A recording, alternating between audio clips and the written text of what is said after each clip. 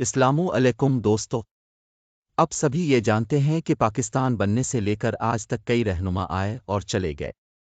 ان میں سے کئی آج بھی لائن میں کھڑے اپنی باری کا انتظار کر رہے ہیں۔ کئی رہنما تو دوسری، تیسری اور چوتھی بار پھر وزیر اعظم بننے کی کوشش میں مصروف ہیں۔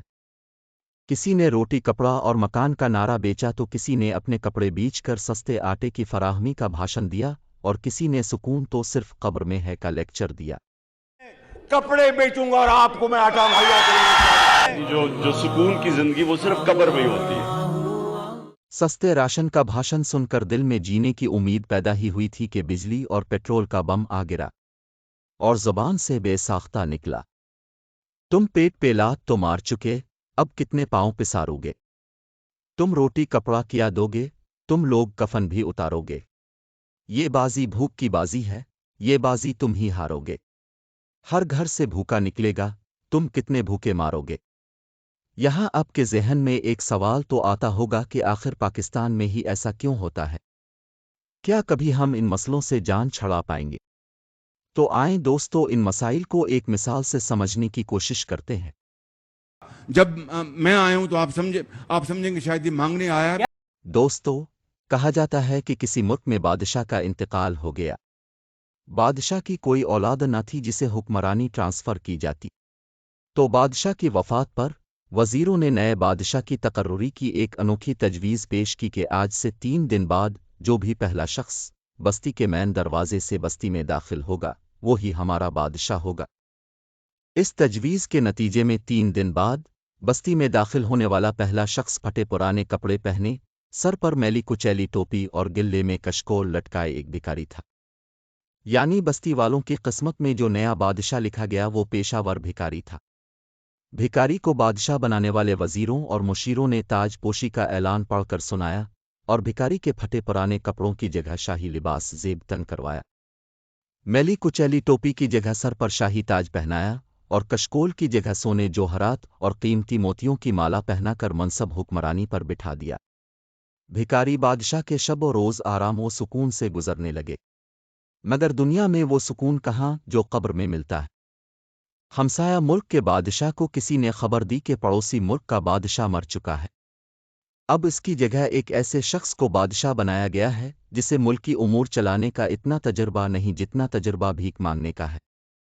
ضلع الہی نے یہ سنا تو بہت خوش ہوئے اور کہا کہ میں بہت عرصے سے اس بستی پر قبضے کا خواب دیکھ رہا تھا، مگر سابقہ بادشاہوں کی فہم و فراست اور طاقت کی وجہ سے اپنے خوابوں کو عملی جامہ نہ پہنا سکا، مگر لگتا ہے اس بار قدرت بھی یہی چاہ رہی ہے کہ میں اپنے ملک کو مزید وسعت دینے کے لیے اس بستی پر قبضہ کر لوں۔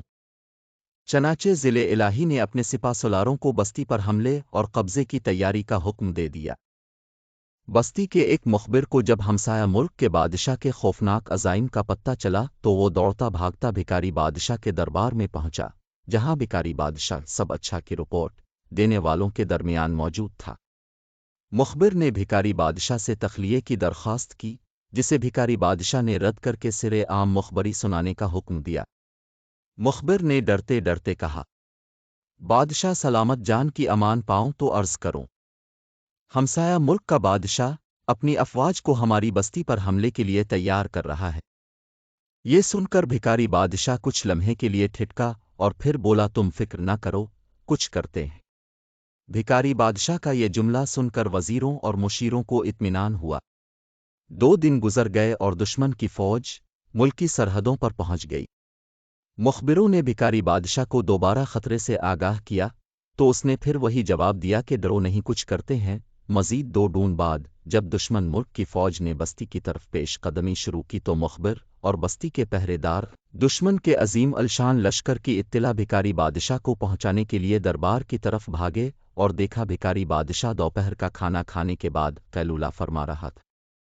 بھکاری بادشاہ کو جگایا گیا اور عرض کی کہ عالم پناہ ذرا باہر کی خبر لیں، دشمن نے بستی کو چاروں طرف سے گھیر لیا ہے۔ بادشاہ سلامت ہڑبڑا کر اٹھے اور بولے، ٹھیک ہے، میں سمجھ گیا، کرتے ہیں کچھ۔ بادشاہ کے اس جملے سے ڈرے ہوئے مشیروں، وزیروں، مخبروں اور پہرے داروں کے دلوں میں پیدا ہونے والا دشمن فوج کا ڈر کچھ کم ہوا۔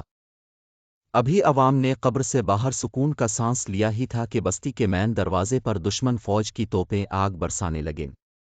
عوام جو بھکاری بادشاہ کی طرف سے دشمن سے نپٹنے کی حکمت عملی کا انتظار کر رہے تھے، اپنے گھر بار چھوڑ کر بادشاہ کے محل کی طرف دوڑے۔ دوسری جانب دشمن کی فوج نے بھی شاہی محل کی طرف رخ کر لیا۔ جس نے بھی دشمن فوج کی پیش قدمی کو روکنے کی کوشش کی وہ مارا گیا۔ بستی کے سپہ سالار، امور مملکت چلانے والے وزیروں اور مشیروں کے ذریعے جب یہ حالت زار بھکاری بادشاہ تک پہنچی تو وہ سمجھ گیا کہ اب پانی سر سے اس قدر اونچا ہو گیا ہے کہ زیادہ دیر ناک منہ بند کر کے اس پانی میں رہنا موت کو دعوت دینا ہے۔ ایک طرف عوام کے غیظ و غضب بھرے نعرے محل کی در و دیوار کو ہلا رہے تھے، وہیں دوسری جانب دشمن کی آگ برساتی توپیں شاہی محل کی جانب بڑھ رہی تھی۔ ایسے میں بھکاری بادشاہ بھرے دربار میں یہ کہتے ہوئے اپنی خواب گاہ کی طرف دوڑ پڑا کہ میں نے فیصلہ کر لیا ہے۔ سپہ سالار، وزیر، مشیر اور درباری شدت سے منتظر تھے کہ بادشاہ سلامت خوابگاہ سے باہر تشریف لائیں اور دشمن سے نمٹنے کی حکمت عملی سے آگاہ فرمائیں تاکہ دشمن کے حملے سے بچا جا سکے۔ کیا دیکھتے ہیں کہ چند لمحوں بعد خوابگاہ سے بادشاہ سلامت کے بجائے سر پر میلی کچیلی ٹوپی پہنے، پھٹے پرانے کپڑوں میں ملبوس، گلے میں کشکول لٹکائے بھکاری نمودار ہوا اور اونچی آواز میں بولا، بھائیو یہ حکومت وغیرہ تو میرے بس کی بات نہیں، ہاں اگر کبھی بھیک وغیرہ مانگنی ہو تو خاکسار کو ضرور یاد کر لینا۔ آپ کی نوازشات کا شکریہ، میرا اس ملک میں کچھ لینا دینا نہیں، اب آپ جانیں اور آپ کا ملک، میں تو چلا اپنے ملک، آباد رہو اتی شاد رہو، دوبارہ خدمت کا موقع دیا تو میں ضرور کچھ کروں گا۔ اہل وطن 16 ماہ محض ایک جھلک اللہ تعالیٰ نے موقع عطا فرمایا۔ دوستو، ایسا ہی حال پی ڈی ایم کی جماعتوں نے مہنگائی ختم کرنے کے بہانے ہمارے ملک کے ساتھ بھی کیا ہے۔ میرے چینل کو سبسکرائب کریں اور کوشش کریں کہ قیدی نمبر 804 کے بھینسیں اور مرغیاں پالنے کے مشورے پر عمل کرنا شروع کر دیں، کیونکہ اس بات کا قوی امکان ہے کہ عنقریب ہی ہم دودھ اور انڈے خریدنے کی سکت بھی نہ رکھ پائیں گے۔